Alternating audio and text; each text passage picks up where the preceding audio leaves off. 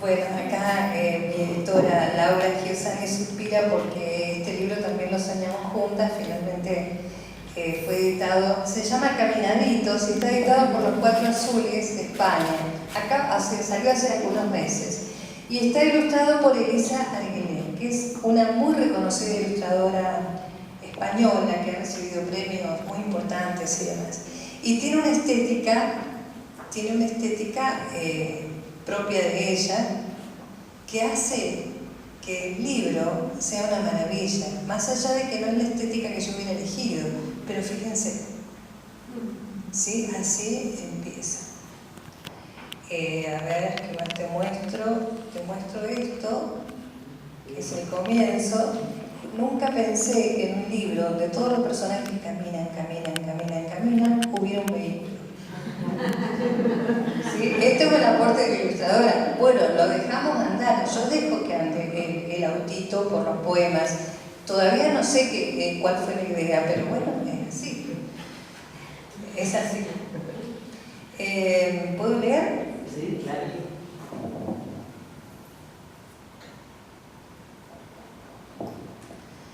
¿Caminaba Juan o qué? Tengo caminaditos de los Juanes, caminadito de la gentileza, Y de todo. caminadito de muchas patas, caminadito de muchas patas, para que vean que yo soy capaz de escribir sobre animales exóticos. Caminaba el piojo con su parentela, 70 piojitos, por la carretera. Uno tras el otro, y el otro, 70 piojitos de una piojitera. Caminaba uno con 2 de sus patas, caminaban muchos con todas las patas, y uno solo iba saltando en un pie, y es quien va saltando el que más se ve. Algunos de ellos calzaban chancletas, suela y una cinta con que se sujeta. Otros zapatillas de muchos colores, sandalias de cuero, hojotas con flores. En un bordecito todos tropezaron, todos sus calzados allí se quedaron. A poca distancia, una caravana de 100 pies tocaba música gitana. Como habían salido en horas de fresca, ni botas ni ropas no llevaban puestas. Iban desnuditos, de frente y perfil, zancadas de a 10, de a 100 y de a 1000. En un bordecito las filas rompieron por los 1000 zapatos que allí descubrieron. Todos se sentaron, prestos a cumplir uno de 100 sueños, calzarse por fin. Demoraron justo 2 años y un día en atarse moños y lazos y hebillas. Después descansaron 2 años y un mes. Nadie sabe qué pasó después.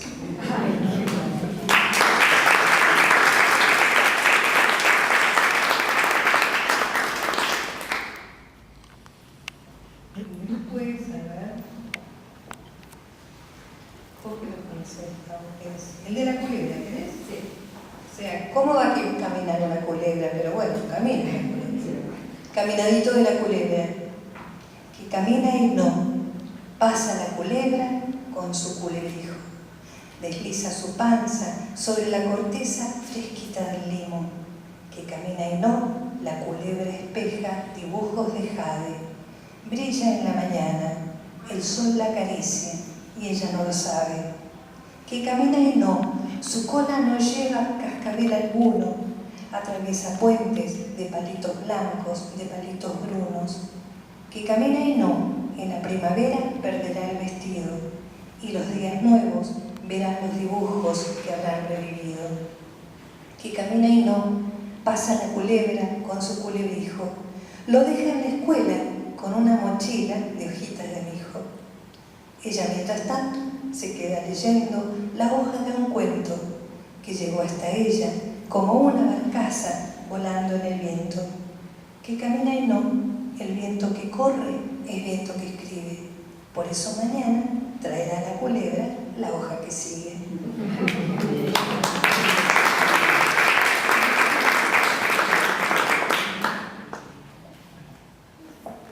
Bueno, me encanta. Otra vez que me encantó. Me gustaría sacarte un minuto de la poesía. Después podemos volver. O no sacarte. No sé si te saco. Digo, hay una novela tuya, Mientras duermen las piedras, que es una novela, bueno, un poco particular, porque entra, bueno, podríamos decir que es una novela social, que es una novela en la que entran otras cuestiones más allá de lo que le suceden a esos personajes, ¿no?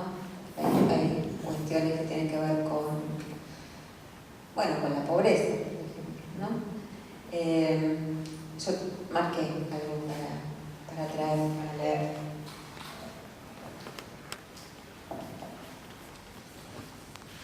Un día llegaron unos hombres vestidos de azul y con escaleras. Miraron el aire del lugar, los árboles, las casas, sacaron los cables que nos traían la luz y no dijeron nada. Los del comedor nos avisaron que era porque se trataba de una instalación clandestina. Yo me asusté porque sabía que lo clandestino era algo escondido y que no estaba bien. Pero no alcanzaba a entender por qué no podíamos tener luz, siendo la luz algo tan bueno, sobre todo por las noches. La abuela llegó al rato y nos trajo un manojito de velas. Algunas eran gordas y de colores. Todas estaban empezadas. Yo me puse a pensar de dónde vendrían, dónde habrían gastado su luz. Puede ser que las velas sean como la gente buena, que van dejando algo lindo por donde pasan. Digo, sacarte de la poesía es más o menos porque ese párrafo que acabo de leer, digo, nadie puede desmentir que tiene mucho de poético, ¿no? Está infiltrada, por eso digo que sacamos más o menos. Bueno, me gustaría que nos contaras sobre esta novela, sobre qué pasó cuando la escribiste, Es una novela que yo quiero mucho, no es que no quiera los demás libros, sino porque justamente lo que dice Laura. Podemos hablar de las mariposas y las flores y los piojos y la música y el trebolar, pero cuando alguien sufre, ¿cómo hacemos los autores para escribir algo que esté a la altura de la dignidad del ser humano? ¿Cómo hacemos para casualmente no invadir un modo de vida que tiene aspectos luminosos y aspectos dolorosos? Yo no sabía que la iba a escribir hasta que conocí a uno de los personajes de esa novela. He conocido a muchos en Neuquén, gente que está en situaciones difíciles, pero esa vez, en general, he conocido gente que viven experiencias muy dolorosas y sin embargo tienen una sonrisa y sí, pelean todos los días y uno pregunta cómo se hace, ¿no? Yo conocí a la abuela de esta novela, que la novela se llama Abuela, no sé si me acuerdo si abuela, se llama Abuela. Y te iba a decir Emilia, pero me confundí de persona. Ya vamos a hablar de Emilia.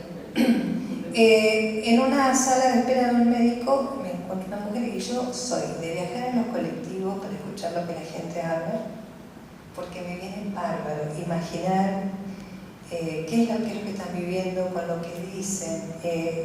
Me seduce enormemente el habla de la gente. Me refresca, me enriquece, me conmueve.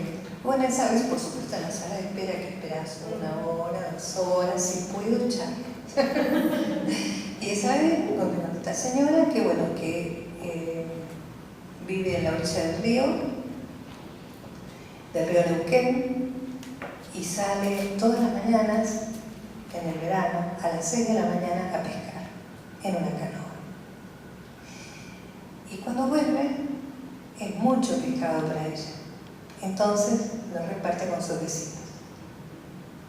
Si después de eso no escribí la novela, no sé, es algo tan profundamente impactante, ¿no? Es su cotidianeidad, es el modo que tiene de andar la vida. Hay muchos caseríos en la orilla de los ríos, algunos se convierten en barrios, otros siguen siendo caseríos. Esta abuela hace eso por las mañanas, todas las mañanas. Bueno, ¿qué escribí? Escribí cómo son los chicos que reciben lo que trae esta abuela. Está narrado desde una niña que tiene un hermano grande y un hermano chico, un hermano grande al cual ella admira y un hermano chico que es muy insoportable, muy preguntón, y que la abuela defiende, porque la abuela dice que si pregunta va a llegar lejos, si sigue preguntando, sí va a llegar lejos. Bueno, ¿qué me gusta de la novela? Bueno, que me trajo mucha alegría, me sentí bien conmigo después de escribirla. Sentí que yo no puedo hacer mucho, pero sí puedo lograr recrear situaciones de gente que en general está fuera del foco de lo cotidiano, ¿no? Y de las noticias. Es algo, es un poquito.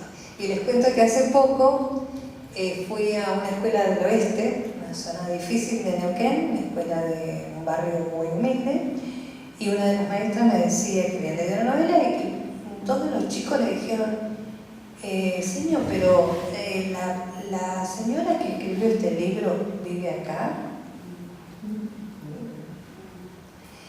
Una anécdota, ¿por qué? Porque tiene todo, tiene el canal, tiene la oscuridad, tiene el no tener luz, tiene el estar colgado de un cable de manera clandestina, entonces es así, y se repitió una anécdota en otro lugar, en Río Negro, en Cipolletti. O sea, me acerqué un poquito, digamos, así que es una gran alegría. Bueno, me encantó que le gustara a Laura y que la editáramos. Fue finalista de un concurso en España, concurso importante internacional, y se demoraba mucho en editarla, así que pedí autorización y la edité acá, porque además pasa eso con los libros editados afuera, que no me aseguro la circulación acá y no es sencillo, ¿no? El tema. A mí me gusta que esté acá, que esté en mi país, los demás también, pero que tiene que estar acá. Y más una temática como esta, que yo creo que viene bien pensar estas cosas, ¿no? Yo tengo una amiga, Adriana, que no pudo venir, se moría de ganas, pero vive en Providencia Común. Y me pidió si le podía hacer una pregunta justamente de esa novela. Entonces no quería quedarme con las ganas de contar. ¿Qué lecturas te han llegado de la novela? Bueno, esto después. Yo la presenté en una escuela en Cipolletti, así sencillamente, quiero decir. La habían leído, entonces yo fui y la presenté a otros grados que la habían leído y participaban los chicos que habían sido los lectores de la novela. Fue muy lindo, los chicos vinieron a hacer firmar un libro, esas cosas y demás, y después una se quedó conmigo y me dijo, ¿usted qué piensa que puede hacer la gente pobre para salir de la pobreza? Quinto grado. Muy angustiada. Esa nena no era de familia pobre.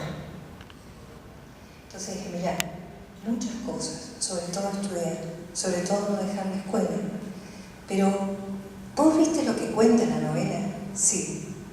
¿Y a vos qué te parece? ¿Esos chicos pueden salir adelante haciendo lo que hacen? Sí, a mí me parece que sí. A mí me encanta esa idea. O sea, sí, indudablemente, pero ¿sabés qué recupero de esta última nena? Cómo estaba de conmovida, habiendo mirado una escena de la realidad que ella actualmente no veía. Entonces, eso es una alegría para mí.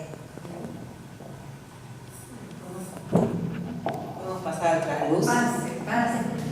¿Puedo hacer una pregunta? Otro texto narrativo tuyo que también se sale de las pasillas, sale del molde, estoy pensando en la cordillera, que es un pueblo de relatos, de miradas, de contarse a sí mismo, y que tiene, creo que en algún punto, muchos puntos de contacto mientras duermen las piedras. ¿Cómo surgió eso la cordillera? Y bueno, son dos preguntas. ¿Cómo surgió? ¿Y qué recepción tuvo? Porque me parece que es un libro que cuesta entrar. Incluso conozco gente que lo ama y gente que no entra. bueno, justamente por eso se sale del mundo. Claro, es un libro sin narrador, primero.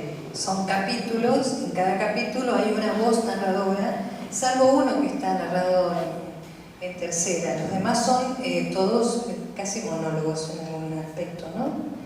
Están narrados desde una perspectiva personal. Surgió a partir de mi experiencia de capacitación docente en el interior de Neuquén. Trabajé mucho durante muchos años recorriendo escuelas y, bueno, una de las escuelas, o sea, cuando vos vas a trabajar en Neuquén, a Chosmalal, llega gente de Andacollo, de Huinganco, de Caepe, Malal, de Tricao, Malal, vienen todos. Y bueno, me fueron contando que hice muy buenas relaciones con esos docentes. Obviamente, para hacer la primera vez fue en Manzano Amargo. Era cerca, creo que nos reuníamos en Andacollo y vino gente de Manzano Amargo, que es un paraje chiquitito. Y bueno, a la noche íbamos, nos quedamos ahí, estuvimos 2 o 3 días compartiendo almuerzos y cena con los docentes, entonces cuentan confidencias, cosas de su vida en el albergue, en la escuela albergue. Si hay algo que no soporto yo desde mi relación con la infancia, es que existan escuelas donde los chicos van y vuelven a ver a sus padres a lo mejor 2 meses después. Es algo que yo no lo puedo resolver emotivamente, ¿no? En otras escuelas vuelven los viernes, pero hay escuelas aún a la distancia que están hasta las vacaciones, es una barbaridad. Y bueno, los docentes son prácticamente su familia. De manera que los docentes están muy necesitados de contención afectiva por cosas que les pasan y les dicen a los chicos. De manera que estas ocasiones de capacitación son muy lindas para esto. Me acuerdo de estar al lado de un río en la noche de luna, todos los maestros ahí charlando y tomando mate en la cordillera. Se escuchaban las voces como si todo fuera una gran caja, porque resonaban las voces. Era una sensación absolutamente mágica. Y bueno, nos contamos cosas muy lindas. De manera que muchos de esos relatos empezaron ahí, con docentes de Manzano Amargo. Es más, el episodio de Adolfo fue tal así como está contado. Adolfo era un niñito que estaba en primer grado y extrañaba al papá.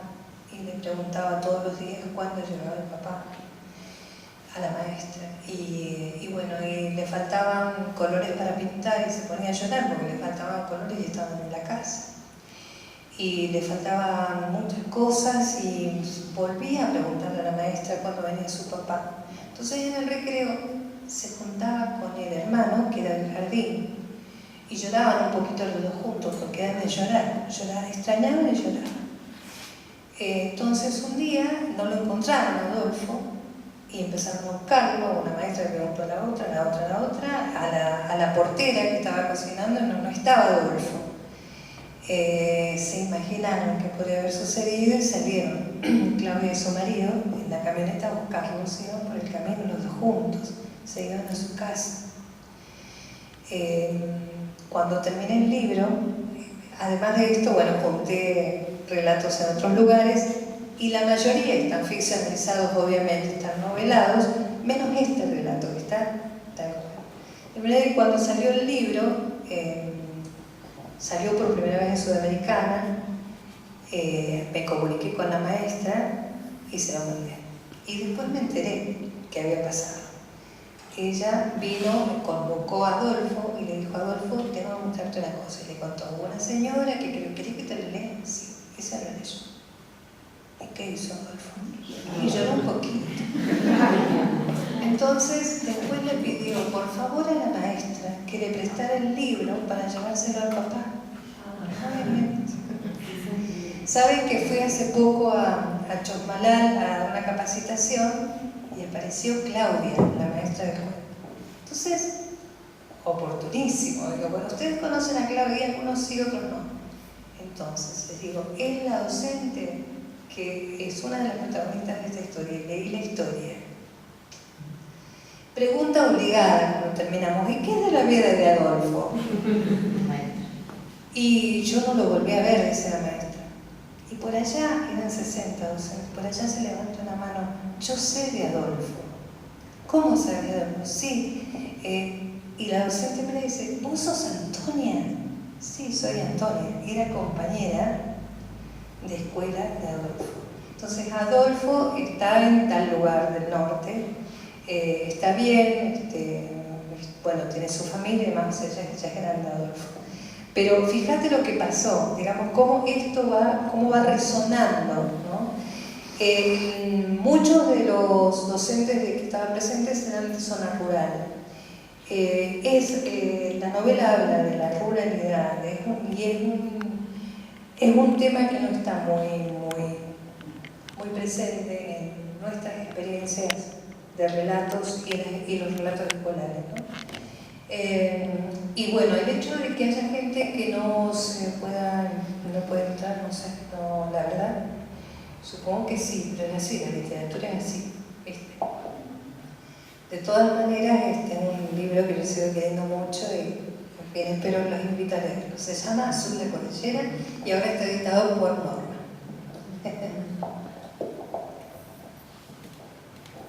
El trasluz. Por lo general, cuando edito, me es fácil desdoblarme. Por un lado, Cecilia la lectora, de Cecilia la editora, pero qué difícil me lo hiciste con este libro. Porque todo el tiempo me dejaba llevar por la prosa poética y nada, me volví una lectora más. Y me encanta que leas, así que quiero que leas por lo menos hasta el campanario. La he escuchado recitar poemas, romances medievales, españoles, frente a un auditorio de 200 personas, 200 maestras que quedaban en silencio absoluto. Y bueno, nada, queremos seguir escuchándote. ¿Tiene un epígrafe, lo leo? Sí. El viento. A los árboles altos los lleva el viento y a los enamorados el pensamiento. Eso es el cancionero popular, un epígrafe. Empieza así la novela. El viento había empezado a llevarse el mundo. Se había puesto prepotente y cruel a medida que las horas pasaban y ya se habían volado las alas de algunos techos. Por eso la gente dejó trabajos y ocupaciones y corrió a protegerse. Algunos alcanzaron a amarrar sus pertenencias y a juntar de los patios lo que podía juntarse. Aseguraron puertas, taponaron resquicios. Una nube de tierra opacaba los espejos. Una sierpe de arena entraba por las cerraduras y deambulaba entre los muebles. Afuera el viento rugía en rachas que destartalaban postigos y herían lo rubio de las ventanas. El laberinto de calles de tres esquinas no alcanzó para encauzar la furia del viento que desgajó los paraísos y las acacias, arrancó de cuajo los eucaliptos, pero lo peor fue lo del campanario. Un remolino gigantesco, como coletazo de dragón, lo derrumbó con un estruendo de tierra y de campanas. El temor entonces hizo dudar a los ateos y puso a los demás a negociar promesas urgentes con sus santos cercanos. Las campanas tenían 100 años. Habían sido traídas en una carreta que unía el puerto con las zonas remotas del interior. A veces esas campanas repicaban solas. Era un misterio que traían desde la fundición. Sonaban para anunciar catástrofes que sucederían a 100 kilómetros a la redonda y ayer no habían sonado. Matías Moreno pensó esto cuando estalló el viento. Solo al atardecer el viento se fue agitando y recién entonces la gente comenzó a sumarse a las veredas y a los patios. Se fueron abriendo poco a poco las puertas y aflojando las espaldas. Matías fue el último en salir. Él, que dormía poco, había soñado con una canasta llena de damasco para llevarle a su tía, que vivía en el pueblo de Río Errante, donde la barda se toca con lo más tierno del cielo. Había destinado todas las horas de claridad a perderse entre los frutales y las mejores lunas a echar el agua desde el canal, para que sus arbolitos bebieran y bebieran los plantines que había sembrado en surcos abiertos con el vaivén moroso de su asadón. Tal vez por eso fue el último en salir a ver lo que había quedado después del viento. Se desprendió de la casa y recorrió el pedazo de tierra como quien cuenta los pasos. En el centro de la hectárea señoreaba el damasco. Matías se detuvo ahí, hizo girar entre los damasquitos,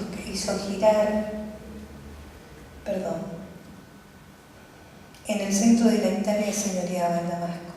Matías se detuvo ahí, hizo girar los dedos con los damasquitos caídos y se sentó, su espalda triste, apoyada en los jóvenes del árbol. Se había quedado solo cuando era pequeño como un damasco y la tía, Emilia Jerez, lo había tomado de la mano y lo había llevado a vivir con ella.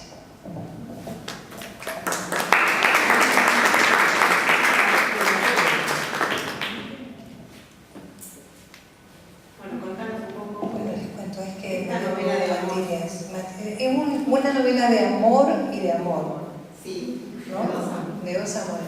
Claro, es una historia que sucede en el interior del país, en un pueblo chiquitito, y hay este chico que se queda huérfano, después se sabe una situación muy dura, y la tía, que no es tía, lo encuentra y se lo lleva a vivir con ella.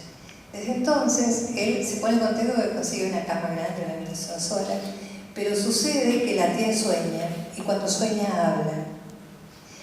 Esa tía que no sabe, no cuenta nada de su pasado, va diciendo palabras, cosas que tienen que ver con su historia secreta.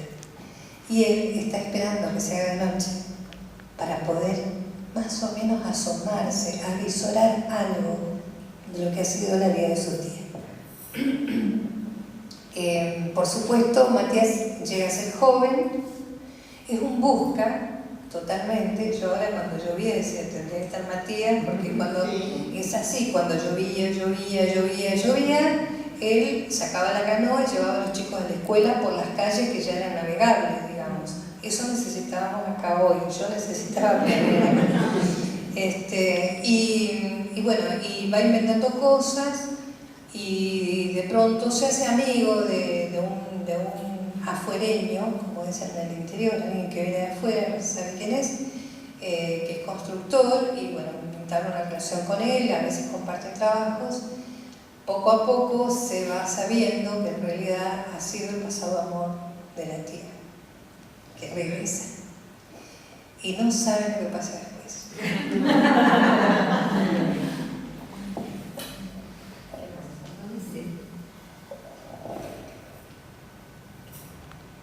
Las preguntas no, podríamos invitar ya Ah, a cerrar. ¿alguien ¿Alguien quiere pregunta? hacer alguna pregunta? Antes de que...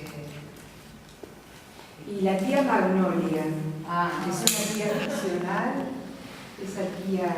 La tía de la rama de azúcar.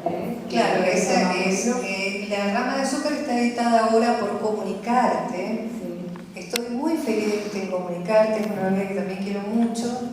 Sí, la tía Magnolia es una tía muy especial, que cuidan todo, vive también en el interior, no sé por qué están viendo las cosas del interior. ¿Qué cosa? Y también está narrada por una niña esa novela. Vive con una hermana mayor y una hermana menor, su papá, su mamá y la tía Magnolia. La tía Magnolia hay que cuidarla mucho porque tiene ocurrencias extrañas. Hace cosas raras, dice que se va a mudar al Altillo, dice que va a cambiar las cosas del lugar. No saben bien y es muy dulce, pero a veces dice cosas extrañas, no saben qué hacer. Y todos la cuidan mucho, nadie sabe bien qué le pasa. La historia avanza y de pronto llegan al pueblo un grupo de personas, hombres y mujeres, que la buscan a la señora Magnolia de la Colina. Cuando llega un auto diferente al pueblo, muy extraño, y baja esta gente elegante a preguntar por la tía Magnolia, hay toda una gran conmoción en la familia y en el pueblo. En realidad sucede que son ex compañeros de secundario de la tía Magnolia, que ya está grande, y que han integrado a un grupo musical que fue perseguido por la dictadura.